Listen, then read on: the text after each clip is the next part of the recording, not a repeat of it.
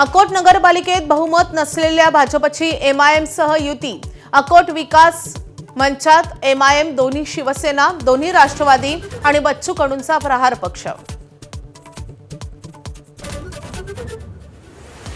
अमरनाथ नगरपालिकेत भाजप आणि काँग्रेसची युती।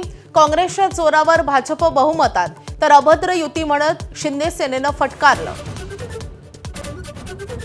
मुख्यमंत्री देवेंद्र फडणवीसांच्या आज लातूर, उल्हासनगर, भिवंडी, कल्याण, डोंबिवलीत प्रचार सभा, तर ठाण्यात मुलाखतीद्वारे साधणार मतदारांशी संवाद।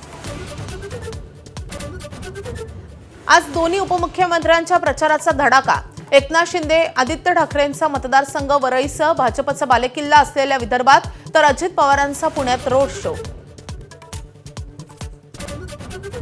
आरक्षणासाठी जातीत भांडणं लावणारा पहिला मुख्यमंत्री म्हणजे फडणवीस।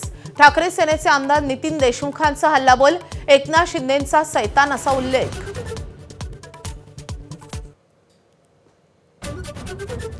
अजित पवारांच्या पक्षाला सावरकरांचे विचार मान्य करावेच लागतील, आशिष शेलारांनी ठणकावलं। तर अजितदादांनी सावरकरांच्या विचारांना विरोध करण्याचं कारण नाही, फडणवीसांचं वक्तव्य, तर अजित पवारांची चुप्पी। काकांच्या पुण्याईनं माझं बरं चाललंय। अजित पवारांकडून पुन्हा एकदा शरद पवारांचं कौतुक, साहेबांचं नेतृत्व पुढची दृष्टी देणारं असल्याचेही गौरवोद्गार।